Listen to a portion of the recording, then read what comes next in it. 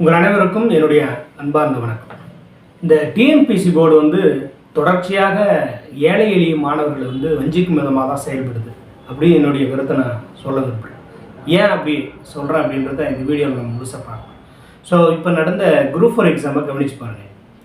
இதில் டிஎன்பிசி திட்டமிட்டே ஒரு குடிசையில் படிக்கக்கூடிய ஒரு ஏழை எளிய மாணவன் தேர்ச்சி பெற்று அவன் ஒரு அதிகாரத்துக்கு வரக்கூடாது, அதற்குண்டான வேலையை தான் செஞ்சுருக்கு.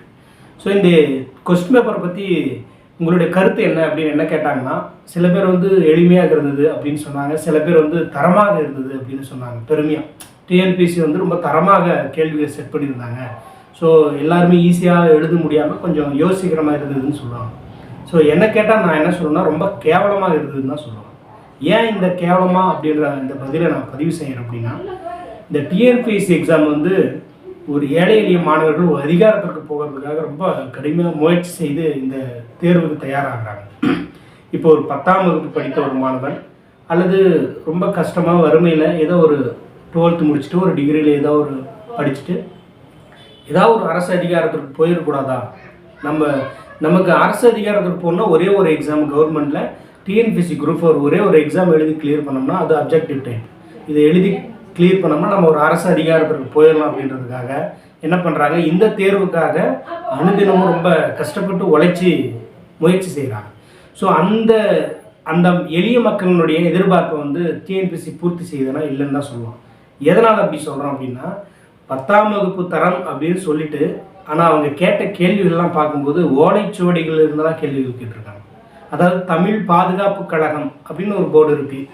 ஸோ அந்த கழகம் வெளியிட்டுள்ள புத்தகத்தில் இருந்தெல்லாம் கேள்விகள் கேட்டுறாங்க.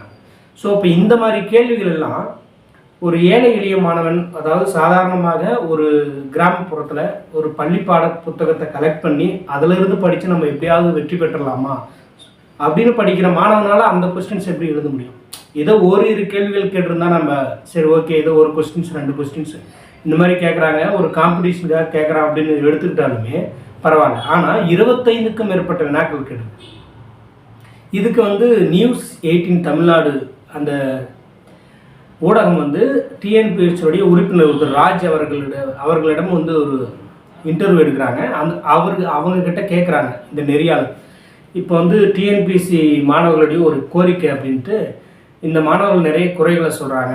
அதில் முக்கியமாக இந்த 10ஆம் வகுப்பு தரத்திலிருந்து சிலபஸை கொடுத்துட்டு ஒரு ஏழை எளிய மாணவர்கள் எப்படி நீங்கள் டிகிரி ஸ்டாண்டர்டில் ஒரு பிஹெச்டி லெவலில் கொஸ்டின்ஸ் எடுத்தால் எப்படி எழுத முடியும்? ஸோ அந்த மாணவர்கள் பாதிக்கப்படுறாங்க அப்படின்னு ஒரு கேள்விகள் கேட்டிருக்காங்க. அதுக்கு அவர் ஒரு விளக்கம் கொடுத்துருக்காரு. இன்றைய காலகட்டத்துக்கு தகுந்தாற் போல், அதாவது இந்த காலகட்டத்தில் இப்போ ஹெவி காம்படிஷன் இருக்குது, ஒரு பிஹெச்டி முடித்தவங்களாம் தேர்வு எழுத வராங்க. ஸோ நிறைய டிகிரி ஹோல்டர்ஸ் தான் வராங்க. ஸோ அப்போ அதற்கு தகுந்த மாதிரி நாங்கள் கொஸ்டின்ஸை செட் பண்ணுறது நியாயமானது அப்படின்னு கேட்குறாங்க. ஆனால் நல்லா யோசிக்கணும், நீங்கள் சொல்கிறது நியாயமானது உங்களுக்கு தான் நியாயமாக தெரியும். இப்போ ஒரு 10ஆம் வகுப்பு தான் படிச்சிருக்கான் ஒரு ஏழை மாணவன், அதுக்கப்புறம் அவனுடைய படிப்பை தொடர முடியல. ஸோ அது ஏதோ கால சூழ்நிலை வேலைக்கு போகிறான், இருந்தாலும் அவனுக்கு ஒரு அரசு அதிகாரத்துக்கு போடு அப்படின்ற ஒரு கனவு இருக்குது. ஸோ அவன் என்ன பண்ணுவான், 10ஆம் வகுப்பு தரம் அப்படின்னும்போது என்ன பண்ணுவான், ஸ்கூல் புக்கு, அதாவது நம்ம 6லேருந்து 12ஆம் வகுப்பு வரைக்கும் கூட எடுத்துக்கணும்னு வச்சு, 10ஆம் வகுப்பு இல்லைனாலும் ஒரு 12ஆம் வகுப்பு புத்தகம் வரைக்கும் கூட படிக்கலாம். புது புத்தகம் படிக்கலாம், பழைய புத்தகம் படிக்கலாம். ஸோ இதிலிருந்து தான் கம்பல்சரி கேட்பாங்க, கண்டிப்பாக இதை நம்பி படிக்கலாம். கண்டிப்பாக இதில் இருந்தால் அந்த 200 கொஸ்டின்ஸ் அட்லீஸ்ட் ஒரு 10 கொஸ்டின்ஸ் வெளியே போனாலும் 190 கொஸ்டின் இதில் தான் வரும். ஸோ அப்போ இதை நம்பி படிக்கலாம், நம்ம படித்து கண்டிப்பாக ஒரு வெற்றி பெறலாம், நம்மளுடைய திறமையை இங்கே கொண்டு வந்தோம்னா கண்டிப்பாக பாஸ் பண்ணி ஒரு வேலைக்கு போகலாம் அப்படின்னு ஒரு கனவோட படிக்கிறாங்க. இப்போ தமிழ்லேயே 25 கொஸ்டின்ஸ்க்கு மேலே நீங்கள் புக்கு விட்டு வெளியே எடுத்துருக்கீங்க. இப்போ பிஹெச்டி படிக்கிறவங்களாம் பிஹெச்டி முடித்தவங்க எக்ஸாம் எழுதுறான், அதுக்காக தான் இந்த மாதிரி கொஸ்டின் செட் பண்ணுறவங்க. அப்போ எதுக்கு 10ஆம் வகுப்பு தரம் அப்படின்னு கொடுக்குறீங்க? ஸோ அப்போ அந்த ஏழை எளிய மாணவர்களுக்கு ஒரு நம்பிக்கை கொடுத்து அதை ஏமாத்துறாங்க தானே. ஸோ அந்த மாணவன் எதை பண்ணி படிப்பான், இந்த சிலபஸ் 10ஆம் வகுப்பு தரத்தில் தான் இருக்குது, ஸோ அப்போ இந்த புக்கை நான் ஃபாலோ பண்ணிவிட்டு வெற்றி பெறலான்னு தான் வரான். ஸோ அவனை நீங்கள் ஏமாற்ற மாதிரி இருக்குது உங்களுடைய பதில்கள் எல்லாமே. அப்போ அந்த ஏழை எளிய மாணவர்களை வஞ்சிக்கும் விதமாக தான் இருக்குது. நல்லா கவனிச்சுக்கோங்க. ஆதாரம் நம்ம சும்மா எதுவும் ஏனத்தானு சொல்ல, ஏதோ ஒரு கொஸ்டின்ஸ் 2 கொஸ்டின்ஸ்னால் பரவாயில்ல, 25க்கு மேற்பட்ட கொஸ்டின் தமிழில். வழக்கமாக தமிழில் ஒரு 5 கேள்விகள் கேட்பாங்க, ஒரு 4 கொஸ்டின்ஸ் கேட்பாங்க, அதிகபட்சமாக 7-8 கொஸ்டின்ஸ் புக்கு விட்டு வெளியே கேட்கலாம். ஆனால் இந்த முறை 25க்கு மேலே கொஸ்டின்ஸ் வெளியே கேட்டிருக்காங்க. தமிழ் பாதுகாப்பு கழகம் அவங்க வெளியிட்டிருக்க அந்த புத்தகத்தில் இருக்குது. பழைய ஓலைச்சுவடிகள் இருந்தாலும் அந்த எழுத்து முறையே மாறி இருக்குது, அதில் இருந்தெல்லாம் கொஸ்டின்ஸ் எடுத்திருக்காங்க. ஸோ இப்போ வந்து இது எல்லாத்துக்கும் கடினம் தான். ஒரு பிஹெச்டி முடித்தவங்க கூட இந்த கொஸ்டின்ஸ் எழுத முடியாது தான். ஆனால் இருந்தாலும் இந்த இடத்துல திறமைக்கு வாய்ப்பு இல்லை அப்படின்றத நம்ம கருத முடியும். ஏன் இந்த இடத்துல இதை நான் சொல்கிறேன் அப்படின்னா, இப்போ ஒரு 10ஆம் வகுப்பு தரேன்னு சொல்லிட்டீங்க. நீங்கள் ஹையர் செகண்டரி லெவலில் கூட எடுத்துக்கோங்க. இப்போ 6வதுலேருந்து 12ஆம் வகுப்பு வரை புது புத்தகம் இருக்குது, அதே மாதிரி பழைய புத்தகம் இருக்குது. சமச்சீருக்கு முன்னாடி புக் இருக்குது, சமச்சீர் வந்ததுக்கப்புறம் 2 டைம் மாற்றினாங்க.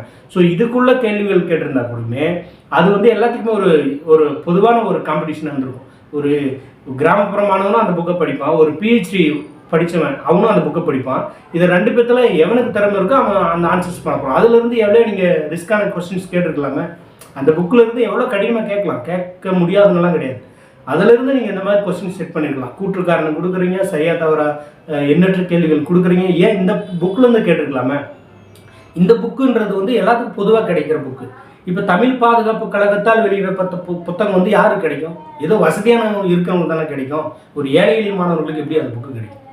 ஸோ அப்போ அந்த புக்கு வச்சுருந்தா ஒரு 2 கொஸ்டின்ஸ் எடுக்கலான்னும் போது அந்த 2 கொஸ்டின்ன்றது எவ்வளோ முக்கியமானது டிஎன்பிசியில் உங்களுக்கு தெரியும். டிஎன்பிசியில் ஒரு 2 கொஸ்டின் எடுத்து ஒரு 1000, 2000, 3000 மாணவர்களுக்கு வேரியேஷன் ஆகும். ஸோ அந்த மாதிரி அந்த 2 கேள்விகளும் எவ்வளோ இம்பார்ட்டன்ட் தெரியுமா? அப்போ இந்த புக்கை மட்டுமே நம்பி படித்த ஒரு 10ஆம் வகுப்பு தரன்னு பாடத்திட்டம் கொடுத்துட்டு அதை நம்பி படித்த மாணவனுக்கு நீங்கள் மிகப்பெரிய ஒரு ஏமாற்றத்தை தானே கொடுக்குறீங்க. இது உண்மையாலுமே வந்து ஒரு குடிசை பகுதியில் வாழக்கூடிய ஒரு மாணவன், ஒரு ஏழை எளிய மாணவன், பொருளாதாரத்தில் பின்தங்கியுமே ஒரு புக்கை படிச்சிருப்போம் எக்ஸாம் ஆகுதுன்னா அவன் மன உளைச்சல் ஆகாமல் என்ன பண்ணுவான்? இப்போ ஒரு மாணவன் தற்கொலையே பண்ணியிருக்கான். இதுக்கு வந்து இந்த டிஎன்பிசி வந்து அலட்சியமாக பதில் சொல்கிறாங்க. இதெல்லாம் வந்து இப்போ இன்றைக்கி இருக்கிற காலகட்டத்தை மாதிரி தான் நான் கொஸ்டின்ஸ் எடுக்கிறோம், இதில் ஒன்றும் ஆச்சரியப்பட இல்லைங்கிறாங்க. நீங்கள் கஷ்டமானதை எடுங்க, ஒன்று வேணான்னு சொல்ல. ஆனால் நீங்கள் பள்ளிப்பாட புத்தகத்துலேருந்து எவ்வளோ நீங்கள் டஃப்பான கொஸ்டின்ஸ் எடுங்க. அது எல்லாத்துக்கும் ஈக்குவலாக இருக்க போகுது தானே. டஃப்னா எல்லாத்துக்கும் டஃப் தான், ஈஸினா எல்லாத்துக்கும் ஈஸி தான். இப்போ இது வந்து லக்கின் மூலிமா தான் ஒருவர் தேர்ச்சி அடைய முடியும் அப்படின்றத உங்களால் பார்க்க முடியும். எப்படி லக்கு? இப்போ 25க்கு மேற்பட்ட கொஸ்டின்ஸ் தமிழில் வந்து வெளியிலேருந்து கேட்டிருக்காங்க. ஸோ பிஹெச்டி முடிச்சதுனால கூட அந்த கொஸ்டின்ஸ் ஆன்சர் பண்ண முடியாது. ஸோ அப்போ காமனாக எல்லாருமே 70 கொஸ்டின்ஸ், 70லேருந்து 75 கொஸ்டின்ஸ் புக்கிலேருந்து வந்துருக்குன்னு வச்சுக்கோங்க.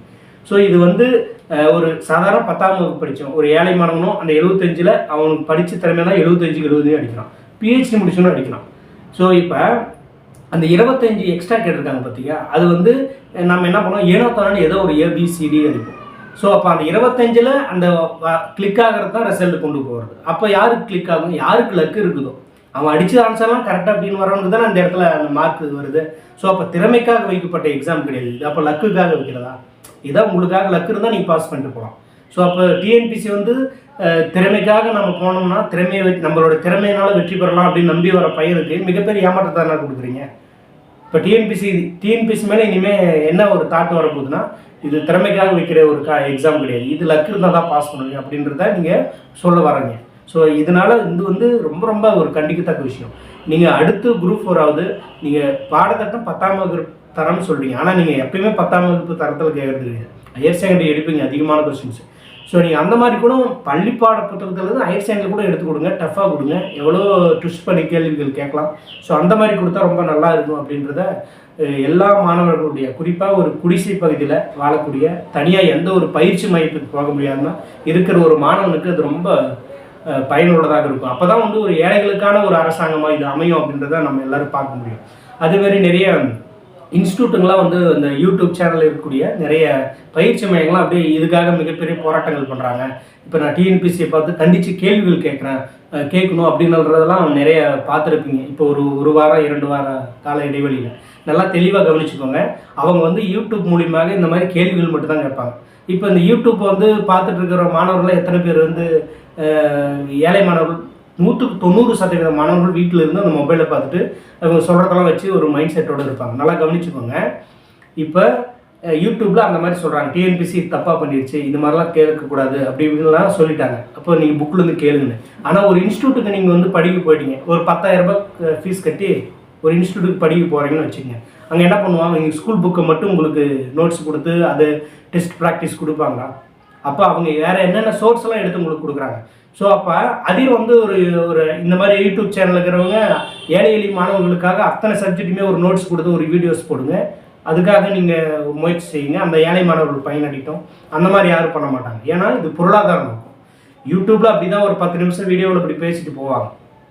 ஆனால் அவங்கக்கிட்ட ஒரு 10,000 ரூபாய் கொடுத்து ஜாயின் பண்ணுற மாணவர்களுக்கு புக்கையும் தாண்டி வெளியே சோர்ஸ்லாம் அவங்களுக்கு கொடுத்து அவங்க வந்து என்ன பண்ணுவாங்க. அப்போ இப்போ நம்ம புக்கை மட்டும் படிக்கிற பையனோட அவங்க ஒரு வினாக்கள் அதிகமாக தான் அடிக்கிறாங்க. அந்த 1-2 கொஸ்டின்ஸ்ன்றது தான் இங்கே ரொம்ப இம்பார்ட்டன்ட். ஏன்னா 1 மார்க்கில் போகும் கட் ஆஃப், 2 மார்க்கில் 300-400 பேரில் வேலை கிடைக்காம போகும். ஸோ அப்போ அந்த முக்கியமானது நார்மலாக எல்லாருமே ஒரு ஈஸியான கொஸ்டின்ஸாக இருந்தாலும் ஒரு 150 கூட எடுத்துடலாம்னு வச்சுங்க. ஓரளவுக்கு படித்தா 150 எடுத்துருவோம். சும்மா அட்டன் பண்ணுறவங்க 140-150 எடுத்துருவாங்க. அப்போ நம்மளுக்கு அப்போ என்ன பண்ணுவாங்க, அந்த முக்கியமான மார்க் எது, அந்த 160-70 வரை தான் நம்ம ரிசல்ட்டுக்கு. ஸோ அப்போ அந்த இடைப்பட்ட மார்க்கு இடைவெளி எவ்வளோ, ஒரு 10 மார்க்கு 5 மார்க்கு 5 கொஸ்டின்ஸ் இந்த மாதிரி தான். ஸோ அப்போ அதுக்காக என்ன பண்ணணும், வெளியே தாண்டி படிக்கிறாங்க. அது அப்போ ஏன் வெளியே தாண்டி படிக்கிறாங்க, இந்த டிஎன்பிசி அந்த மாதிரி கொஸ்டின்ஸை செட் பண்ணுது. ஸ்கூல் புக்கை தாண்டி ஒரு 5 கொஸ்டின்ஸை வெளியே செட் பண்ணுது. ஸோ அப்போ என்ன பண்ணுவான், அந்த வெளியே புக்கிலேருந்து ஒரு இன்ஸ்டியூட் போகிறவங்களுக்கு அந்த வெளியே இருக்கிற புக்கிலேருந்து சோர்ஸ் அவங்க கலெக்ட் பண்ணி கொடுப்பாங்க. ஸோ படிக்கிறான், அந்த 5 கொஸ்டின்ஸ் அடிக்கிறான். இப்போ அந்த புக்கை மட்டுமே, இந்த ஸ்கூல் புக்கை மட்டும் நம்ம படிக்கிற பையனுக்கு அந்த 5 மார்க் போதில்லை. அவன் என்ன பண்ணுவான், கடைசி வரைக்கும் கட் ஆஃப் பக்கம் வந்து அவன் வாழ்க்கை வெறுத்து போகுது. அவனுக்கு இனிமேல் வந்து தேர்வு எழுதினாலும் கடைசி இப்படியே தான் வருவான், 5 மார்க்கில் போகுது 2 மார்க்கில் போகுது அப்படின்னு. இதே வந்து நீங்கள் ஒட்டுமொத்தமாக ஒரு கொஸ்டின்ஸ் 200 எடுக்கிறீங்கன்னா நீங்கள் ஸ்கூல் புக்கிலேருந்து மட்டும் எடுங்க, அது எல்லாத்துக்கும் ஈக்குவலான ஒரு காம்படிஷனாக இருக்கும். ஸோ அப்போ திறமையாக இருக்கிறவங்க பாஸ் பண்ணிட்டு போகிறான். நீ பயிற்சி மையத்துக்கு போயிட்டு ப்ராக்டிஸ் பண்ணி கூட எழுதுங்க, இல்லை வீட்டில் இருந்தே படித்து கூட அந்த கொஸ்டின்ஸ்க்கு ஆன்சர் பண்ணுங்கள். அப்போ தானே அது சமமான ஒரு போட்டியாக இருக்கும். ஏன்னா இந்த புக்கில் இருந்து தான் கேட்பாங்க, அதுலேருந்து நீங்கள் என்ன வேணாலும் கேளுங்க. அது ஏழை மாணவன் இருந்தாலும் சரி, அல்ல ஒரு பொருளாதாரத்தில் ஒரு உயர்ந்தவன் வந்து ஒரு இன்ஸ்டியூட் போய் எழுதினாலும் அவனுக்கு ஈக்குவல் கொஸ்டின்ஸ், ஈக்குவல் புக்கு. அப்போ அவனுக்கு திறமை தான் நாங்கள் முடிவு பண்ணுது. இப்போ ஒரு வீட்டிலேருந்து படிக்கிற பையன் ஒரு ஏழை மாணவன், அவனுக்கு திறமையாக இருந்தால் அவன் மார்க் அடிச்சுட்டு போகிறான். ஆனால் இது வந்து இந்த டிஎன்பிசி தொடர்ச்சியாக வந்து பொருளாதாரத்தில் உயர்ந்த நிலையில் இருக்கக்கூடிய அந்த மாணவர்களுக்கு சாதகமாக தான் பயன்படுது அப்படின்றத வெட்ட வெளிச்சமாக நல்லாவே தெரியுது. அதுக்கு வந்து அந்த நெறியாளர் கேட்குற கேள்விகள் கூட இவர் வந்து ஒரு அலட்சியமாக பதில் சொல்கிறார். அவர் ஒரு வறுமையிலிருந்து வந்திருந்தால் அவருடைய கஷ்டங்கள் தெரிஞ்சிருக்கும். நம்மளோட வறுமையிலேருந்து வந்திருக்கோம், நம்மளுக்கு இந்த புக்கு தான் கிடைக்கும், நம்மளுக்கு ஒரு 300 ரூபா கொடுத்து ஒரு புக்கு வாங்க முடியாது ஒரு பையனால். இப்போ என்னுடைய அகாடமியில் வந்து நான் யூடியூப்பில் வந்து 100 ரூபாய்க்கு டெஸ்ட் வச்சுருந்தேன். அந்த 100 ரூபாய் கட்ட முடியாத எத்தனை மாணவர்கள் எங்கிட்ட கேட்டிருக்காங்க தெரியுமா? சார் 100 ரூபாய் என்னால் கட்ட முடியல, நான் ஒரு மாற்றுத்திறனாளி, நான் ஒரு விதவை பெண்ணு, அதில் சார் நான் ஒரு கூலி வேலைக்கு போகிறேன், எனக்கு வந்து இப்போ 100 ரூபான்றது எனக்கு கஷ்டம் சார். சரி பரவாயில்ல படிங்க. ஸோ அப்போ அந்த 100 ரூபான்றது எவ்வளோ கஷ்டம். அப்போ ஒரு 300-400 ரூபா கொடுத்துட்டு ஒரு புக்கை வாங்கி எத்தனை புக்கை வாங்கி அவன் படிப்பான். அவனுக்கு இல்லாதனால தான் இந்த ஸ்கூல் புக்கவே பக்கத்தில் இருக்கக்கூடிய ஸ்டூடெண்ட்டுக்கிட்ட வாங்கி ஒரு கொஞ்ச நாள் வாங்கி படிச்சுட்டு அந்த புக்கை கொடுத்துட்டு இன்னொரு புக்கு வாங்கி படிச்சுட்டு அது கொடுத்துட்டு அந்த மாதிரி எத்தனை மாணவர்கள் படிக்கிறாங்க தெரியுமா இந்த தமிழ்நாட்டில். ஸோ அப்போ இது வந்து எல்லாத்துக்குமே வந்து ஒரு ஈக்குவலான ஒரு போட்டியாக இருக்கணும். நீங்கள் வந்து பணம் இருக்கிறவங்களுக்கு தகுந்த மாதிரி கொஸ்டின்ஸ் எடுத்துகிட்டு ஏழை மாணவன் இந்த புக்கை படிச்சுட்டு போயிட்டு 5 மார்க் 10 மார்க்கு குறைஞ்சி அவன் ஃபெயிலாகி வெளியே வர்றது ரொம்ப தவறான விஷயமா இருக்குது. ஸோ இதை வந்து தமிழ்நாடு அரசு நல்லா தெளிவாக, இப்போ எத்தனையோ விமர்சனங்கள் வந்திருக்கும், எதிர்கட்சிகள்லாம் ரொம்ப விமர்சனம் பண்ணியிருக்காங்க. இருந்தாலும் தமிழ்நாடு அரசு இது கவனத்தில் எடுத்துக்கணும். இனிவரும் காலங்களில் இனிவரும் தேர்வுகளில் இந்த ஏழை எளிய மாணவர்கள் பயன்பெறும் வகையில் எல்லாத்துக்கும் சமமான ஒரு போட்டியாக இருக்குன்ற மாதிரி அந்த கொஸ்டின்ஸ் எடுக்கிறதுக்கு நீங்கள் ஒரு அறிவுரை சொல்லுங்கள் அப்படின்றது எல்லா மாணவர்களுடைய, குறிப்பாக ஒரு குடிசை பகுதியில் இருக்கக்கூடிய ஒரு ஏழை எளிய மாணவர்களுடைய கோரிக்கையாக இருக்குது. அந்த கோரிக்கையை தான் உங்கள் மூலம் நானும் வைக்கிறேன். இந்த காணொலியை பார்க்கக்கூடிய ஒரு மாணவர்கள் உங்களுக்கு ஏதாவது கருத்துக்கள் தெரிவிக்க விரும்பினா கமெண்ட்ஸ் உங்களுடைய கருத்துக்களை பதிவு செய்யுங்க. மீண்டும் ஒரு வீடியோவில் உங்களை சந்திக்கலாம். நன்றி, வணக்கம்.